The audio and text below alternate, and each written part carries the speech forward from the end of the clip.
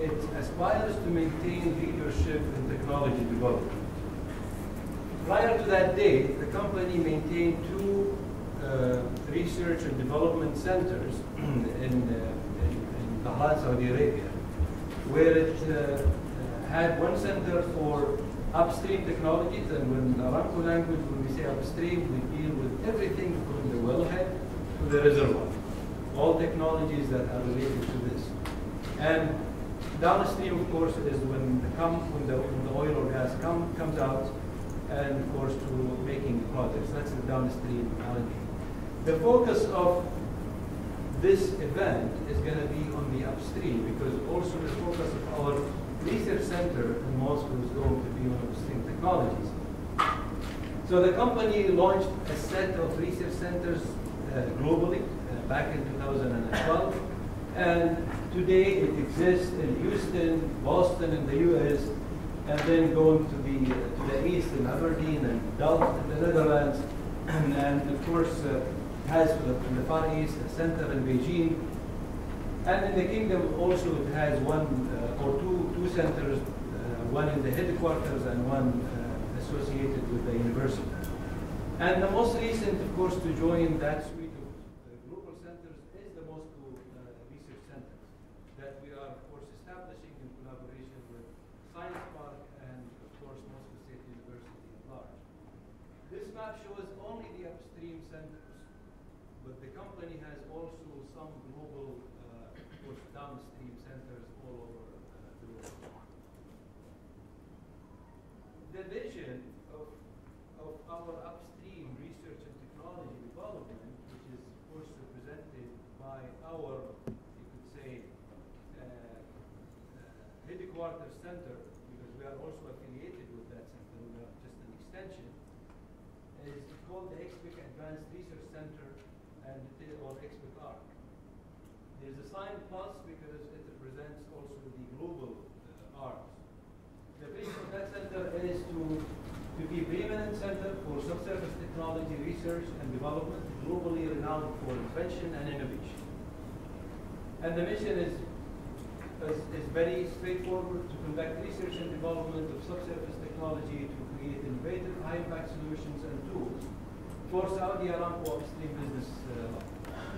And our goals are always to increase hydrocarbon discovery, increase recovery from our major fields, and of course ensure cost effectiveness and long-term sustainability. Let me zoom in at the Moscow State or our Moscow Global Research Center. It is located, of course, next door to Moscow State University. Specifically, it is located in the Science Park, and there's an arrow there pointing to the building where it is going to be located. As we speak, the center is going to have 4 teams, 3 research teams that I will explain later, and 1 team to support this team from a quantitative perspective. The center is going to be standalone. Standalone, only Aramco employees are going to work there. Of course, there will be opportunities for people to spend internships and for also faculty from Moscow State University to come and join and work with us. The center is going to, by 2020, it should have 30 to 35 people, but of course it will continue to increase based on the demand. The most important piece that I would like to draw your attention to is that this center will start hiring as soon as November this year. So there will be job opportunities for people who are specialized in these areas. These are the 4 focus areas that the center is going to look at. The first one is upstream mathematical and computational modeling. All computational modeling aspects related to everything that deals from the wellhead to the reservoir level, whether it is like the well scale or at the reservoir scale, and of course, while taking into consideration the advanced or the high performance computing aspects of these computations. All upstream computations, as you know, are very computationally intensive, and this will be featured in, I believe, in 2 of the challenges that we will be hearing about shortly. The second area is upstream advanced nanomaterials, design and synthesis, materials, of course, for enhanced recovery, for improving how we probe the reservoirs and how we image them, or materials that will, of course, increase the production at the well level, or materials for drilling as well will be tackled there. But in today's world, the materials, as you know, are really looked at the nanoscale or maybe sub-nanoscale level to come up with robust materials that will be suitable for the environments that we are dealing with down there. The third area is, of course, following the trend in the entire world, looking at applications of artificial intelligence and big data analytics for upstream applications. And the fourth area, we're going to look at geophysical data acquisition and instrumentations. Instrumentations to measure wave propagation, instrumentation to measure maybe electromagnetic field and so on. But this is not going to be limited to the surface scale, but also downhole. You will hear from one of my colleagues, actually, the next presentation about the petrophysical measurements. So this is related to that area as well. So back to what I stated earlier. I think this is an important message for you guys, is that if anybody would like to join our team, we will be ready to receive CVs as early as November this year in areas that I already shed light on. And we welcome, of course, talented people to join us. And what we promise as a company is, of course, access to unparalleled data sets, or field data sets, unparalleled groups of people, because the company does almost everything internally. We do not outsource our upstream business. Everything is done. The people who will join us will get, of course, the opportunities to see even our research centers in the headquarters, and spend time there to deal with their counterparts in Iran. But the primary, again, objective of this center in Moscow is to develop technologies, and those technologies will be applied in the fields of Saudi Arabia. I wish you all the best of luck in the coming 2 days, and then I will turn it to my colleague Pavel to talk about the program, unless you guys have any questions. Thank you.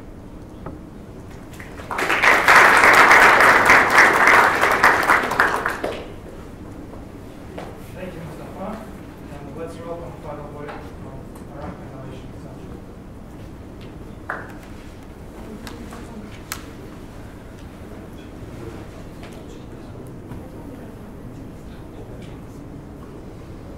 All right, welcome everybody. Good afternoon. I'm really glad to see you all here. Hello everybody over there on the streaming. I know that not many people managed to be here today. We understand this is a working day, it's 6 p.m. But also we want you, have more time to enjoy our challenges, to enjoy talking to each other, and also enjoy talking to my colleagues who is sitting there. These are the experts from Expert ARC, the headquarter research center, coming here specifically, for this event. This is how high our company treats this event and these locations and you guys. So now about the event, perhaps you notice something unusual in the name. We call it Aramco Upstream Solution Technathon. Most likely this is the first time you see this word Technathon, and there is a reason actually. So of course this is the format, and the event itself is the hackathon format, where we gather together to hack specific problems. But we also want to tell you, to provide you a message with this word, that the problems are related to the technologies, and your solution is supposed to be almost ready to implement technologies. So we'd like to think, both deep theoretically, but at the same time practically, because we work in the applied research. So for this event, I will briefly go through the program. You saw it during registration. Anyway, so we start now. Right after me, I will pass the word to my colleagues who will present a challenge. Each one of them, 4 challenges, 15 minutes per presentation. You will have the opportunity to briefly ask questions. Later, you can ask more questions in details. As I said, they are here for you to answer your questions, to ask your questions as well. After that, according to organizers, we will suggest you to split between these 4 challenges, and while splitting, you will have a chance to build the teams as well. Okay? So make sure you say loud your experience and whom you would like to join and whom you would like to see in the team. I mean, in terms of roles, of course, not in terms of personalities. So later today, you can stay late. There are nice cozy beanbags here. There will be Wi-Fi and everything. The whole day tomorrow, the venue is open for you. There will be food provided all the way until late night. And then till Sunday midday, you still have time to work. At 3 p.m. we'll start presentation. We will have 2 hours for all of you.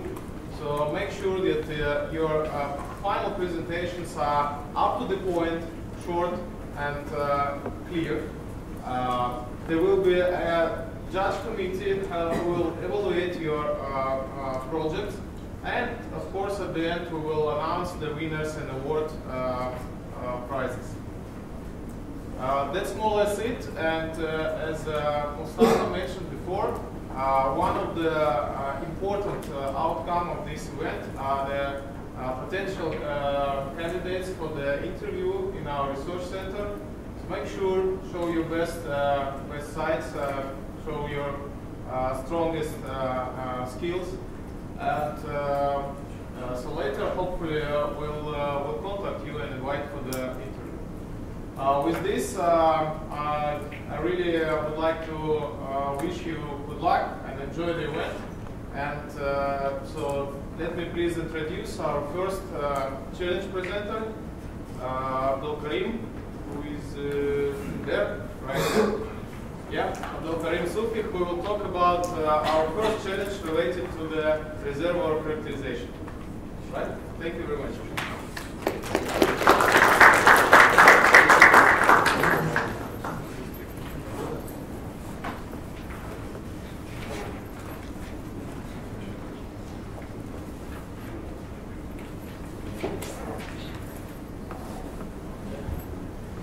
Good evening, everyone. So my name is Abdul Karim Sufi. I'm a petroleum engineer with Saudi Aramco. And conventional way of predicting water saturation using a resistivity tool that measures the resistivity of formation in the subsurface, and using RG equation to convert this resistivity into a water saturation value. The problem that is presented here is that we want to predict fuel saturation or water saturation without relying on resistivity. And this would be the case in many instances. For example, in some cases the resistivity tool is unavailable as a node, and this is because of the tool size limitation. A clear example of this in underbalanced coiled tube drilling, you can have a well that is already there in the reservoir, and you want to sidetrack it. So you want to use the existing well to drill another well that comes as a branch of this well, and this because it lowers the cost of drilling the first few thousand feet. And in this case, the size of the bit or the size of the hole that you need to create is limited by the size of the existing well. And because of this, you might not be able to run a resistivity log. Another case is when the resistivity log is unreliable because of the geology or lithology. A clear example, famous now, is the shale oil, where resistivity tools does not give a good reading of indication of water saturation. The third case, which is the focus of this problem, where your condition is currently not representative of what you want to predict. So imagine you have a big oil reservoir, you drill a well, this field has been developed for the last 10 or 20 or 30 years, you drilled in a well where the water or the saturation of fluid has changed already. And you are interested to know the saturation at the initial state before you start producing the feed. So to do this, you need to rely on capillary pressure. And if you did not attend my first lecture this morning, or if your background is not flowing with engineering, capillary pressure is basically the pressure that is required to overcome the sizes of the pores in the core. So as capillary pressure increases, more fluids can enter, or more oil can enter into the pore, and you have a higher saturation of oil and lower saturation of water. So this is an example of capillary pressure curves. And you see, this will be the free water level where you have 100% of water saturation. Above this free water level, saturation of water will start decreasing until you reach something called the connate water saturation. Using this, you can predict at each depth what is the rock type. So this is the simplest example. You have only two rock types. The rock type that is very permeable with this capillary pressure, a rock type that is very tight with this capillary pressure. So at each depth, you need to predict the rock type.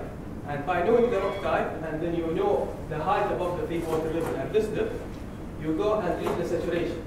So the height above free water level, you convert to a capillary pressure equivalent to the lab conditions. And this capillary pressure, you go and reach the saturation, and this will be the saturation at this given depth.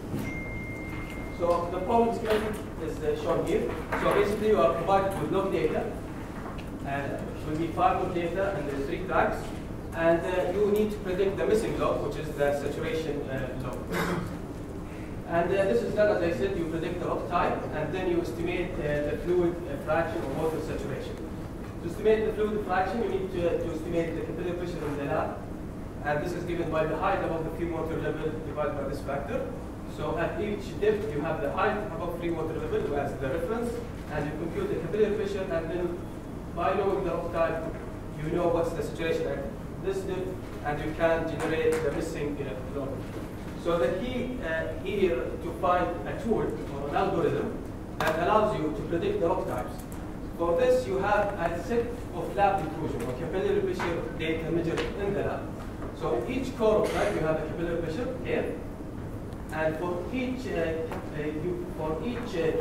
you know that depth that this plug or this piece of rock came from, and you have the logs for the same way. So at each depth, you have all these base wells where you can know the parameters, that the readings of the logs, and you try to correlate these log readings to a given rock type. And the challenge is that you have many different rock types, so it's not 5 curves, it's a number of curves. So the data provided is basically you have, if you chose to pick this challenge, you will have one folder that's called clustering. It has a file that's called lab curves, which contains the lab capillary pressure data for different plugs and 2 wells. And 6 wells. And then you have 2 wells for logs, and these are 2 of the 6 wells over here. And you have the log data for those wells without the missing log. Then you will have a training data set folder with 3 files. You will have log B, log C, and log D with some lost sections. And these training sets, you have all the base logs as well as the missing log. So you have the fluid saturation for you to test your algorithm. Finally, the last folder will be the testing. And in this, you will only have the base logs. And you will have in well A and well D the lost sections from there. And this, finally, when you generate your estimates, will be compared against the benchmark that we have the solution for. So this is the structure of the data in the curve. So the lab curves, you will have the label, which is the sample ID of the rock. You will have the reference, which is the height above the free water level. The location of this, the well number, the characteristics, 2 values, which is characteristic, a rock property for this plug. And then you will have the fluid fraction and lab pressure. From this, you have the PC curves for each core. And all these are plotted under each other. And you have the logs. So for each log, you have the reference, which is also the height above free water level. You have 4 log tracks. These are the direct measurements from the logs. And you have characteristic one, which is this property in the measured in the lab, but also inferred from the logs, from these logs. And the other folders, you only have log data. So the same thing, For the training, in addition to the previous ones, you have a fluid fraction for you to test your algorithm. For the testing case, you don't have the fluid fraction. So basically what I explained here is one approach to tackle this problem. However, the aim is to generate the missing log. So whatever tool you want to select to go from the base logs to generate the missing log would be a valuable solution. How would your solution or project be judged? It will be judged in 3 aspects. The algorithm, so we assume that you will submit some sort of a tool using Python or something else. And it will be judged on how is it reproducible, can someone take it and understand it easily, and then it will be judged on the results. So once you generate the result for the testing case, where you come and compare to the benchmark, and see how good is your comparison, and finally based on your presentation in terms of the methodology and how good is the algorithm and how well thought of the project. And with that, thank you. Thank you. Let's welcome Maria and Min, who will present the second challenge of geophysics technology.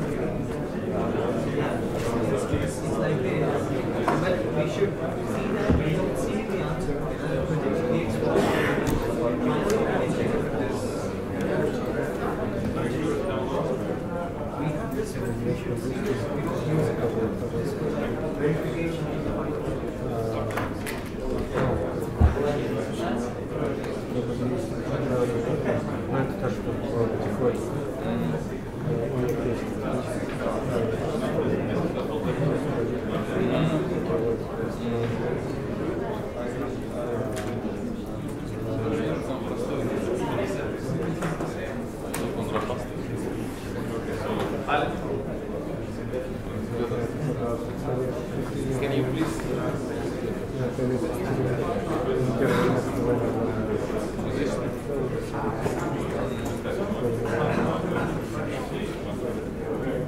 Sorry for the technical issue.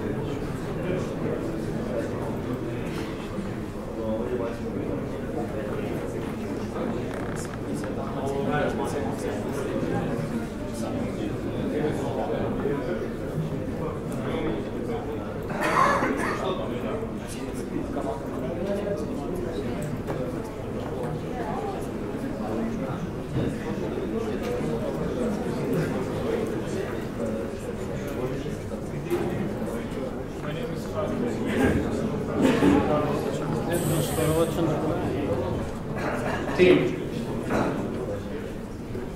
Today I'm presenting the second challenge, which is the prediction of magnitude and orientation of the maximum present forces.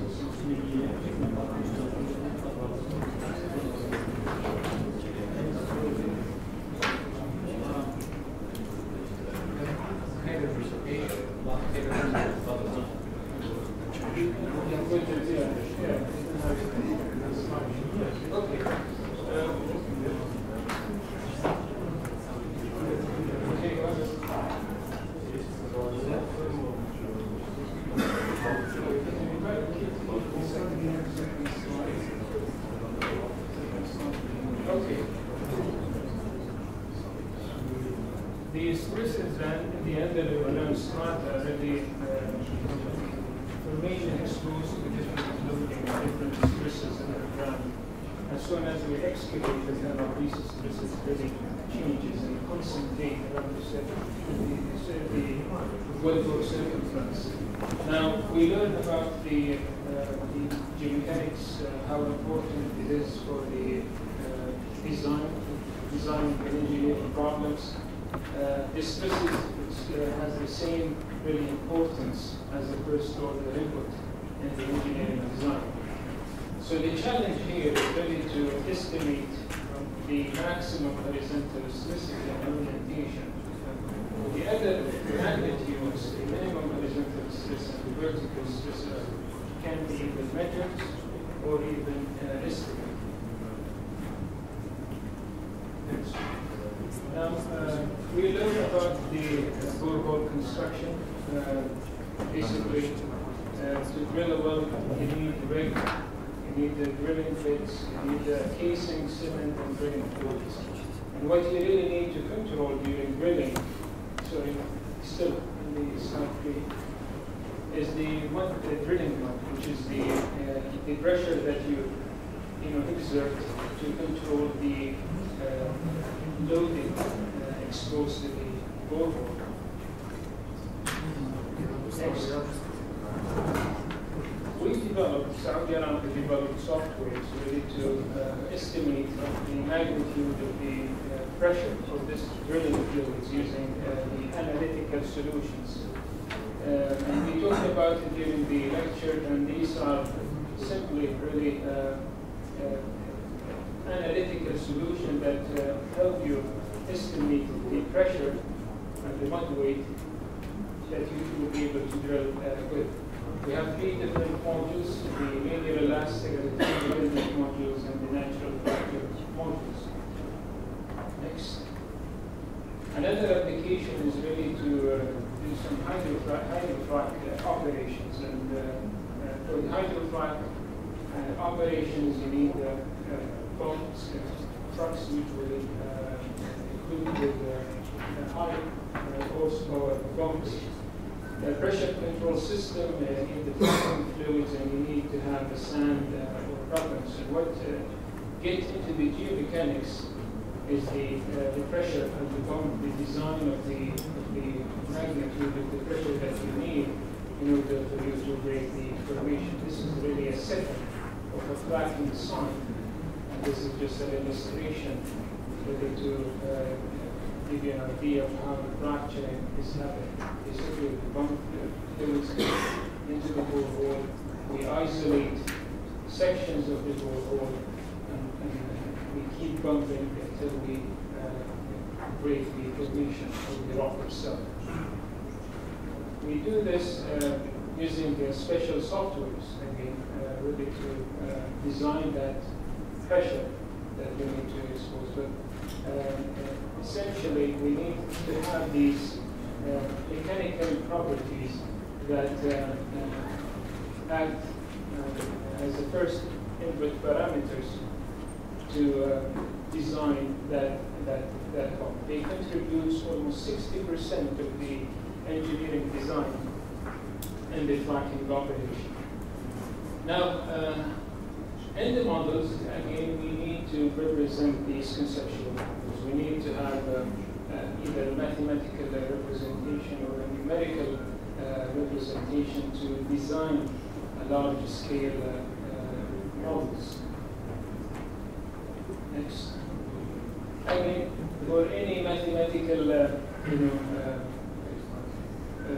formulations or representation, you need to make assumptions. These assumptions to simplify the problems. The first and foremost is the topographic relief assumption that basically, in a very basic term, in the basin sedimentary, the assumption here is the highest point here, the difference between the highest point in the basin sedimentary and the lowest points are very small. So fractions or shears would be minimal, and we can eliminate. Another assumption is the normal stresses that are orthogonal to the plane of the models. So we have three principal stresses: the maximum horizontal stresses, the minimum horizontal stresses, and the vertical stresses, which is always orthogonal to the planes. The shear stresses are parallel to the plane, which is we see them in red here, and these can be eliminated for simplicity. So next. So basically, it is a description of a stress tensor here, and the idea really to solve a matrix that has 9 components. And for simplicity, we eliminated based on the assumptions the shear stresses that are acting in each plane, and you left only with the orthogonal stresses, which is the maximum horizontal stresses, the minimum horizontal stresses, and the vertical stresses. So you're solving just these three components. Yes. Now, there are limitations, of course, for mathematical models. One of the limitations that these are mathematical expressions. They're not really physical model where you can define boundaries and dimensions. So these are simply a mathematical solution that we currently have to estimate the maximum horizontal stresses. The solution does not really exceed the linear elastic model, that simple solution that we have for the predicting the maximum horizontal stresses. They're not in a real-time solution, cannot generate this data in real time, and it's only for a homogeneous isotropic system. Next.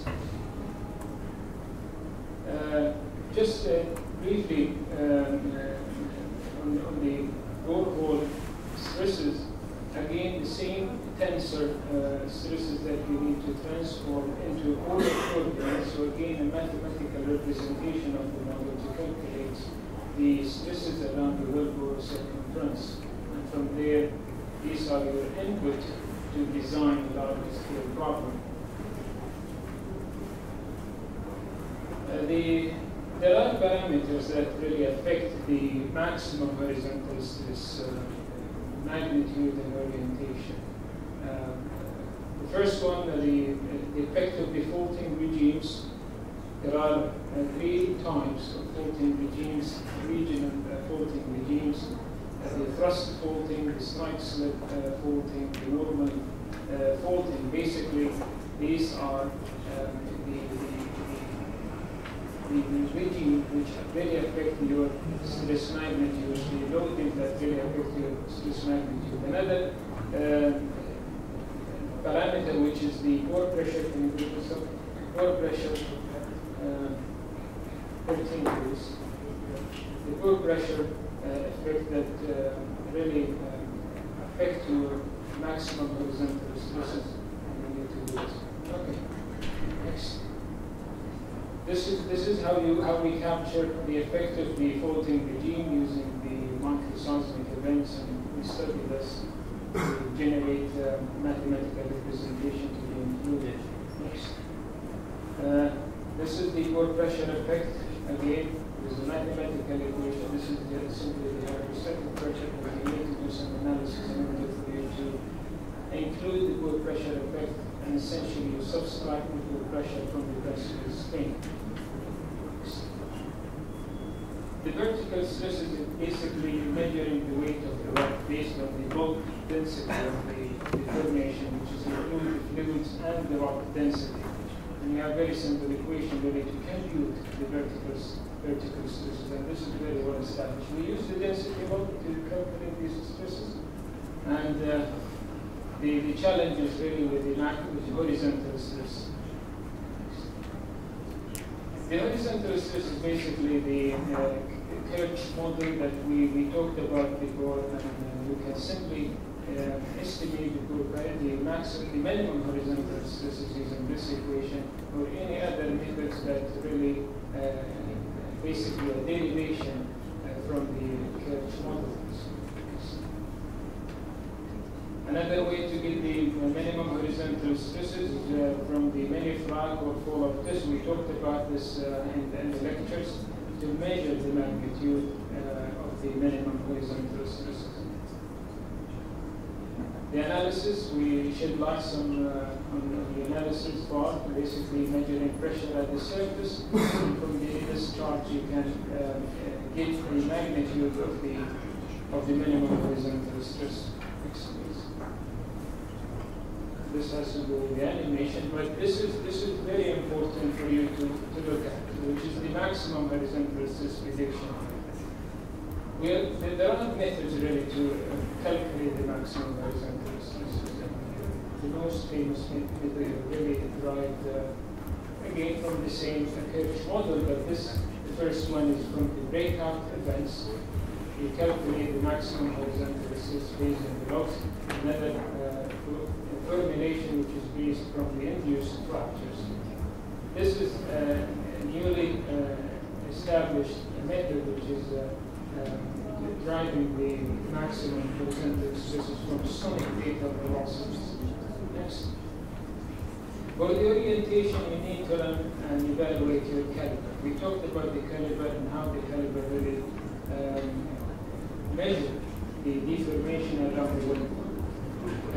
Simply, the maximum horizontal stresses are normally crossing the axis of the breakout region. So it's always perpendicular to the breakout axis.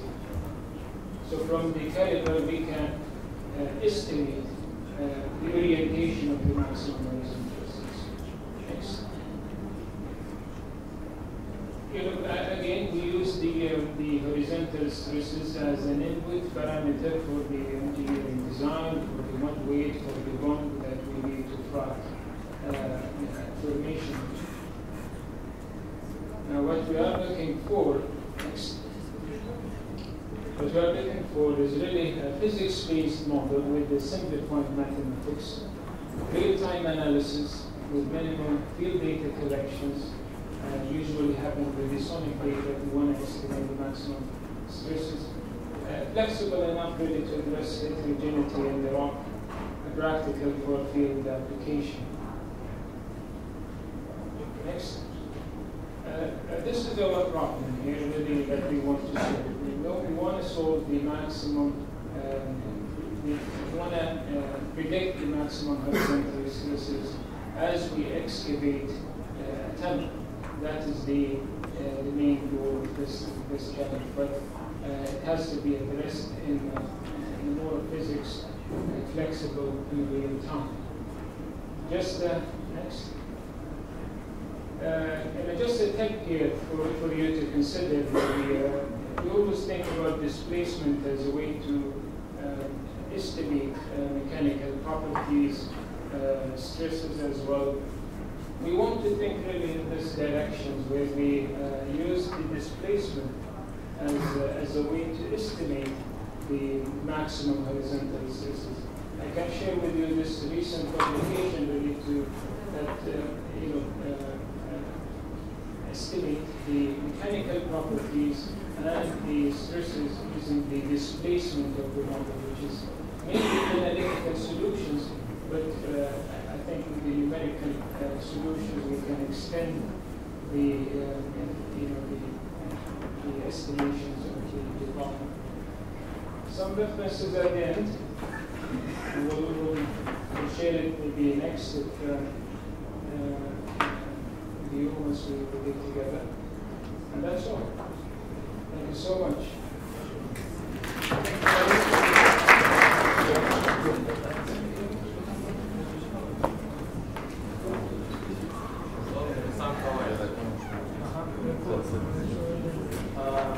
I would like to welcome Wissam.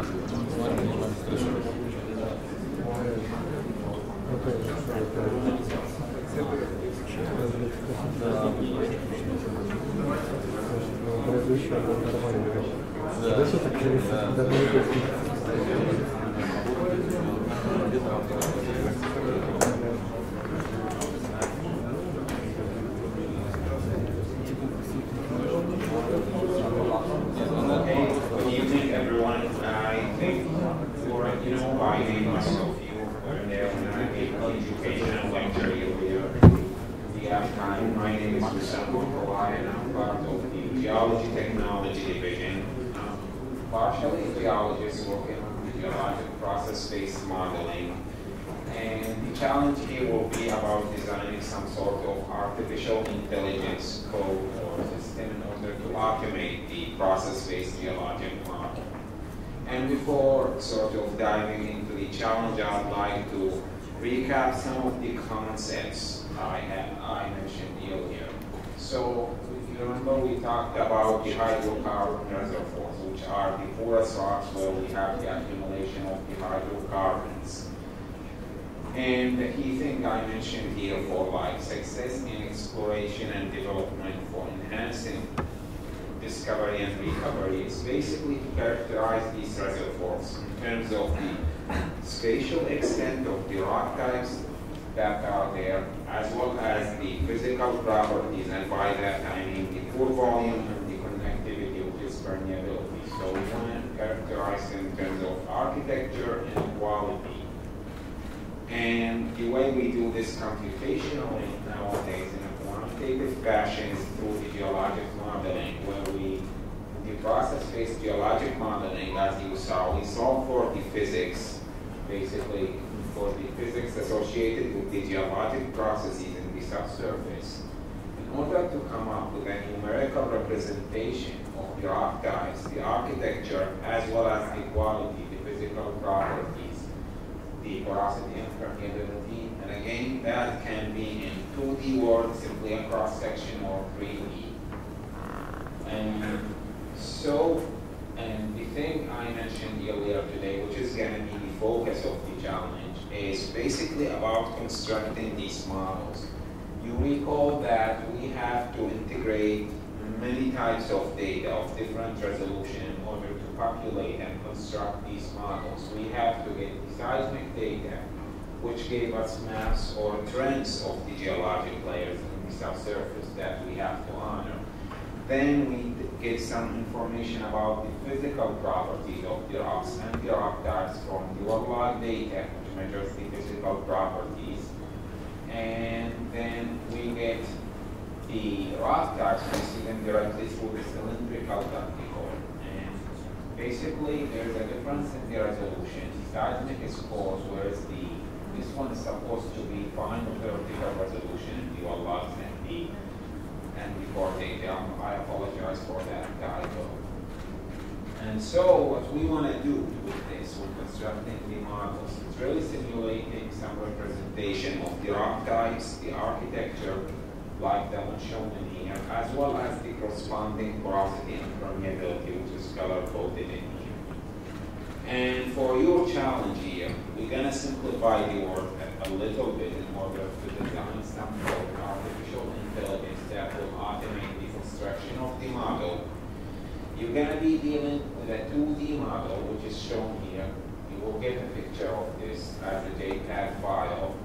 And basically, this is depth of the model. And the grid resolution, the cell size should be 2.5 meters by 2.5 meters, which what you want to do is again populate this with the RSL4 trend, the trend of the RSL4 layer, and then its corresponding properties.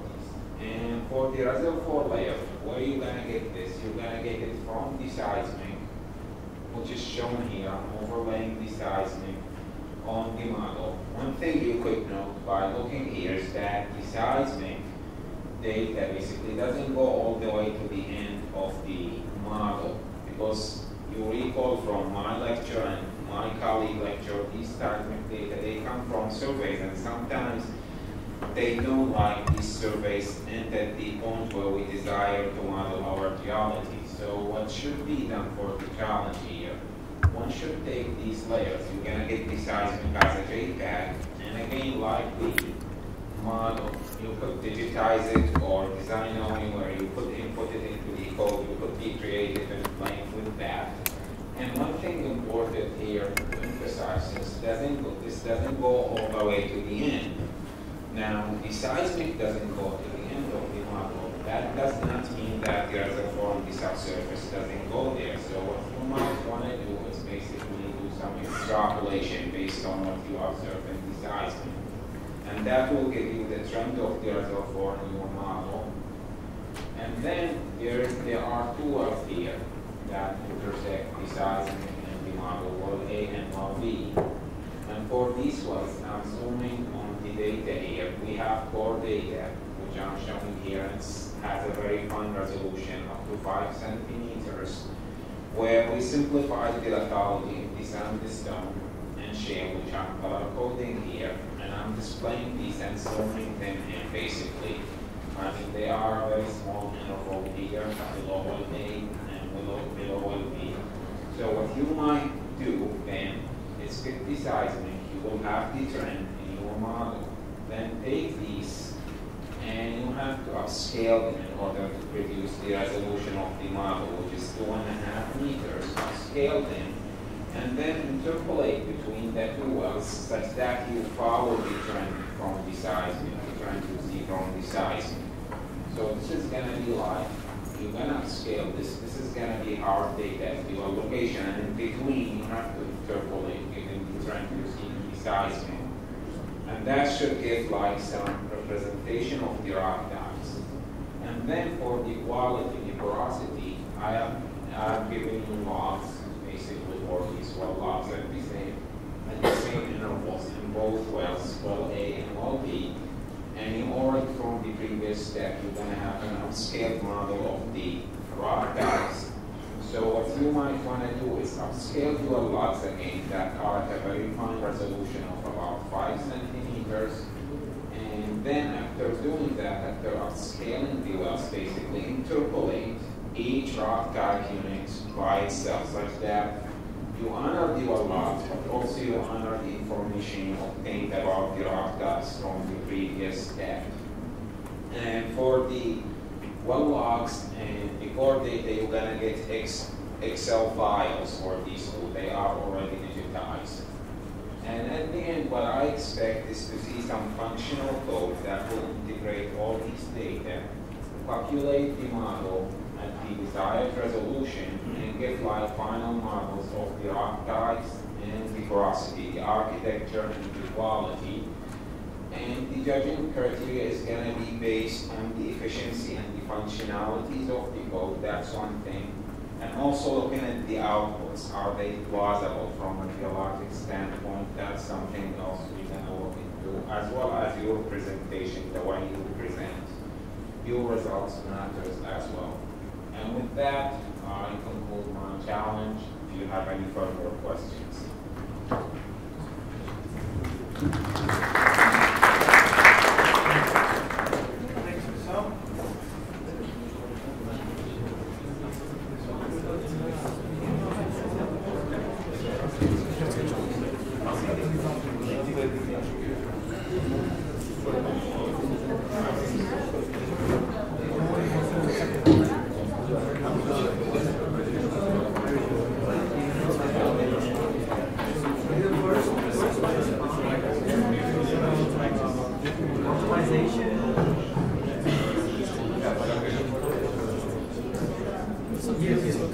All right. This is the fourth challenge, which is going to be challenge number 2 on the agenda. I apologize for the reorder because of the technical limitation. Nonetheless, my name is Ali Al-Momin. I'm a geophysicist from the Advanced Research Center in Dhahran. And today I'm going to talk to you about the challenge of seismic data inversion using hybrid physics and AI techniques. For those who attended this afternoon session of introduction, you'll see some of the familiar slides. But to briefly go over it, the seismic method is the primary method we have right now to scan and probe the subsurface without drilling in order to get some information about the geology and the layers below. Now, there are many applications, of course. We have oil and gas applications, but as well as many others, such as civil engineering, water management, geohazards, and crustal studies, and a lot more. And the reason for this popularity of this technique is that it is very cost efficient when you look at the size of the aerial coverage it allows you to look into. Now, as far as our applications, we basically ignite a source that sends seismic waves down the Earth. And these waves, of course, obey the laws of physics of the wave equation. And whenever they interact with the media, especially at the interfaces where the medium property changes, the waves interact and reflect back to the surface. Now, our experiment is done all at the surface. So we record these echoes back and try to infer properties of the Earth below. Now, there are many models of the Earth, and of course there are many parameters, but our focus in our applications are 3 key parameters: the pressure wave velocity, the shear wave velocity, and density. Now, something very important to notice is that seismic applications come at the very early part of all exploration and development in oil and gas. And that means improvements here are critical for all the following steps. Actually, the previous challenge had seismic in it, and I'm sure you can understand why any errors here will propagate through the whole value chain. Now, in a typical process, we take our seismic where we acquire data, process it, image it, and invert it, and follow that with our rock physics and reservoir engineering. And that re-emphasizes the importance of getting the first step right, because it is the basis of everything that follows. Now, in a normal setting, just like any physics-based process, we have the forward model, where we go from the model and estimate our calculated data. And in this case, like I said, the models are P velocity, S velocity, density, and our data are our displacement vector field, which means we measure the displacement of the particles in X, Y, Z. And when we want to do the inverse, we try to invert these same wave equations. And like I mentioned, something very important to keep in mind is that when our models, for example, in this 2D example, have only, for example, depth and location in one axis, the wave field, the full wave field where the waves propagate through, has one additional axis, which is time. But because we only measure at the surface, our data is actually only one spatial dimension and one temporal dimension, and that extends to 3D. And that is at the heart of all the challenges we have, is that our measurements are not direct measurements of the subsurface, but they are indirect. And that gives rise to a lot of challenges related to ambiguity, certainty, and so on. So how does the simulation look like?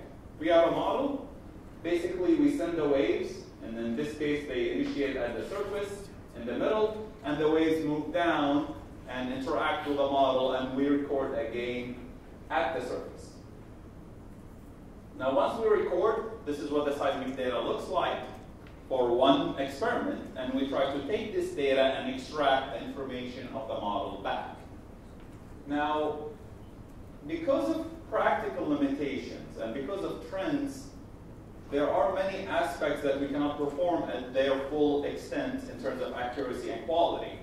For example, when we look at the data, we notice that the trend over the last several decades has been increasing amount of data in an exponential sense. If you notice, the vertical scale is actually a log scale. So we're talking about exponential growth.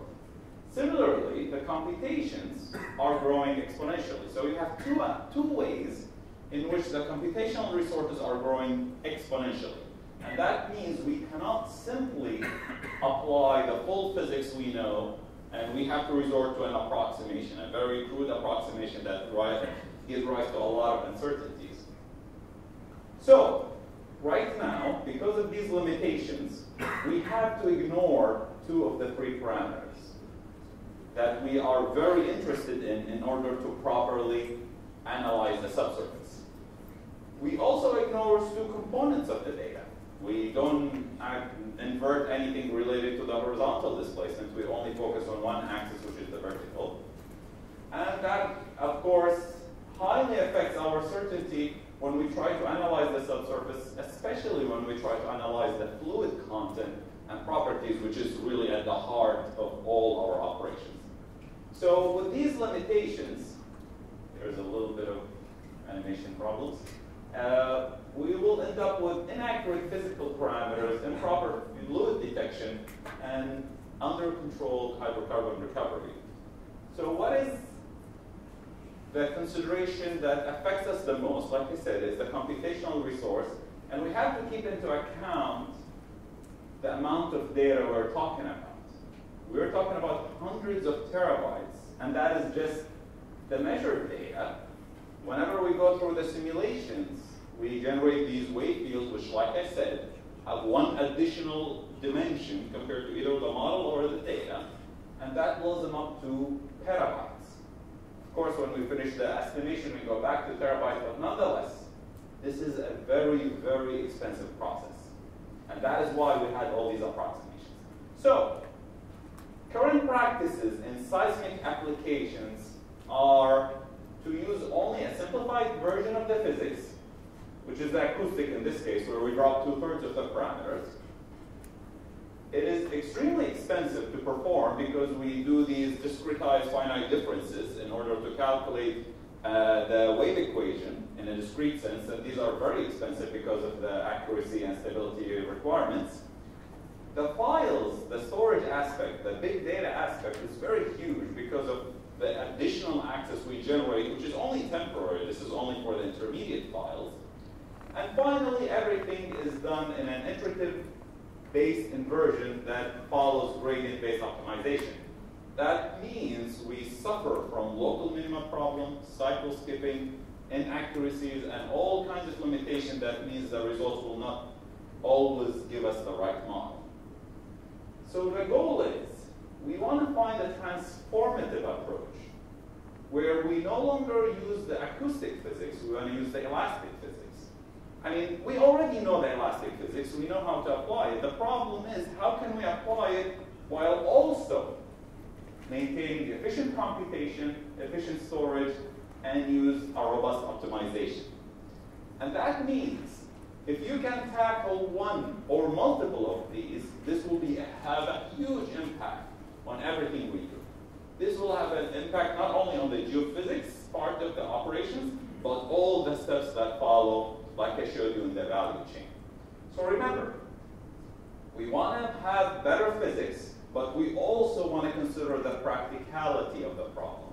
We don't want to include more parameters at the cost of exploiting the computational resources and storage spaces. And in order to do that, we cannot follow the conventional approach. We cannot just take the normal physics, apply the same discretization methods, apply the same statistics, and expect anything to improve. Because at the end of the day, these will come at even more expensive aspect. So the goal is not to follow the conventional approach, not to use the normal wave equation, because we already know how to do that. Honestly, we're not interested in that. We know how to do it very well. There are hundreds of methods to do it. What we're really looking into is a transformative approach that uses artificial intelligence and hybrid physics in order to simulate the effect without having to pay the full price of solving the partial differential equation of elastic waves. So we're no longer looking for the exact accurate equations. We want a sufficiently accurate representation that's a lot more efficient, that allows us to perform elastic inversion of seismic data in practice.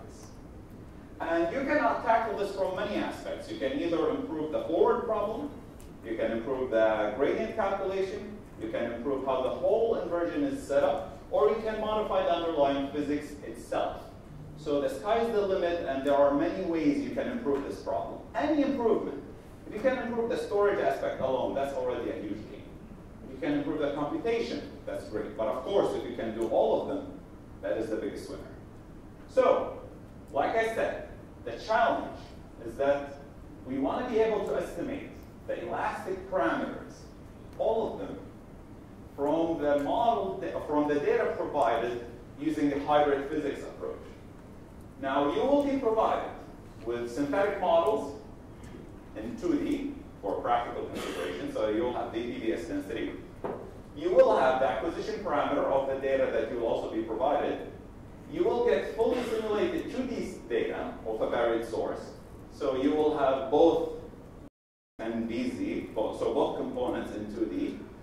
You will also have one weight field of the source in the middle. That will allow you to get a sense of what does the normal process do in terms of calculating these forward and inverse products.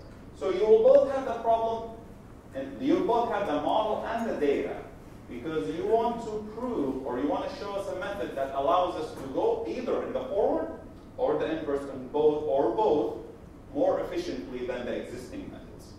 Of course, you will also have a lot of technical references of current practices. So anything related to the equations, their derivation, and how to invert anything is already available as part of the package. All right? So all the files are binaries, and all of them are attached with a header that explains all the dimensions and the physical sizes of each file. That's it. If you have any questions, you can reach me over my email, my phone, and I'll be actually around for the next 2 days. Good luck, and I hope to see you working on this channel.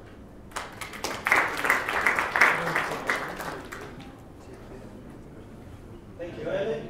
I would like to tell a few words about what will be happening next. You will have to select one of the 4 challenges and then work with it.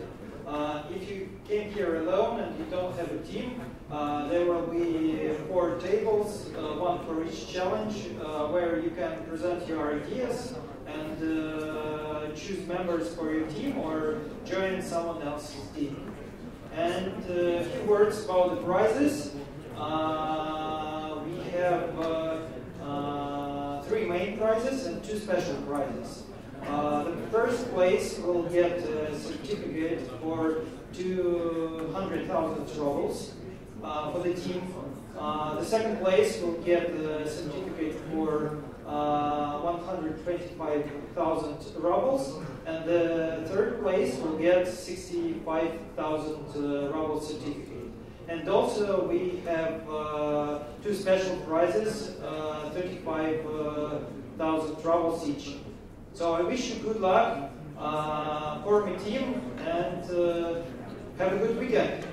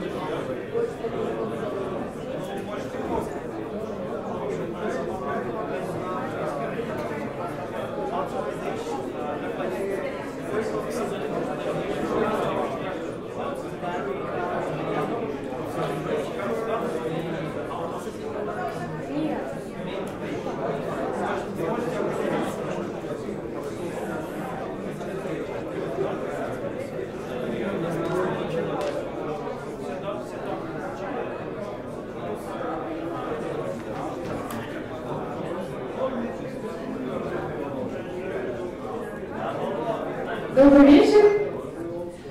Объявили о том, что вы можете найти себе участников команды. Я хотела сказать, соответственно, где вам их искать.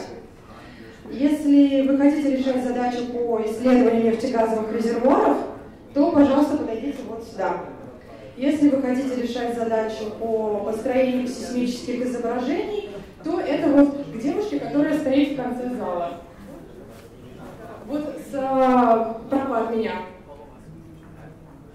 Если вы пойдете в конец зала слева, то там найдете девушку, которая поможет вам найти участников в команду для решения задачи по построению динамических геологических моделей. И вот с этой стороны, вот, по последней задаче, соответственно, исследование полей упругого напряжения.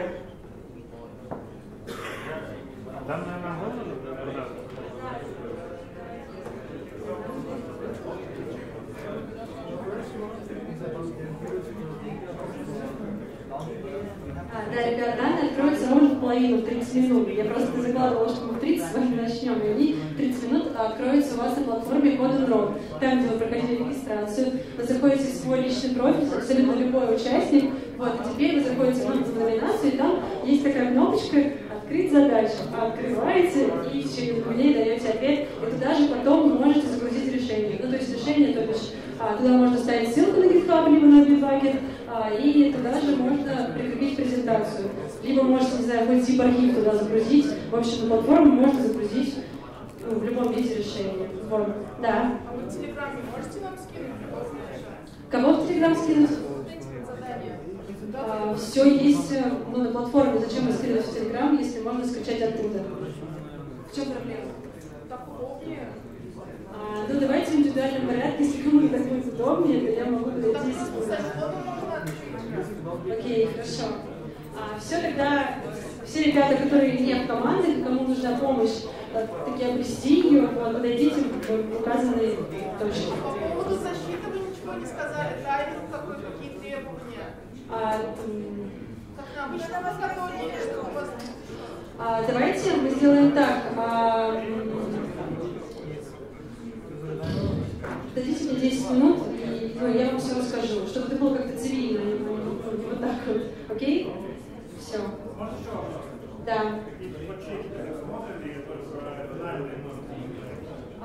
Ты имеешь в виду чек и чек? Ой, чек, код. Да. Да, мы будем смотреть, да, как вы пишете код. Да, это связано с тем, чтобы у вас не было же, грубо говоря, готового проекта, да, мы будем смотреть, что вы пишете именно на хакатоне.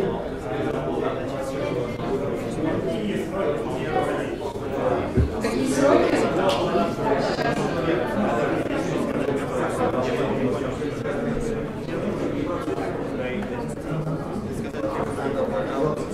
Ну, грубо говоря, завтра один раз и прямо перед непосредственно защитой в воскресенье утром, когда мы будем проходиться по вам и собирать финальные, так скажем, ссылочки и ссылки на проекты.